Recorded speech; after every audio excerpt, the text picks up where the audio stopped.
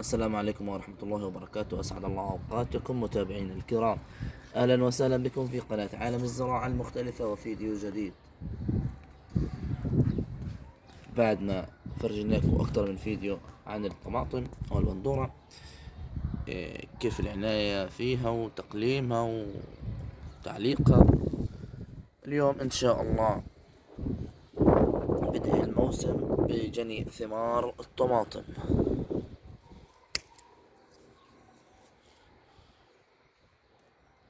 كما تشاهدون حجم الحبة ما شاء الله، طبعا دون أي كيماويات أو أي مبيد حشري. لاحظوا ما فيها أي دودة أي شيء برضو، لأنه هي مش مزروعة في الأرض الدائمة، مزروعة على سطح المنزل. طبعا الزراعة على سطح المنزل بتحميها من أمراض كتيرة وبتحميها من الديدان. كما تشاهدون ما شاء الله.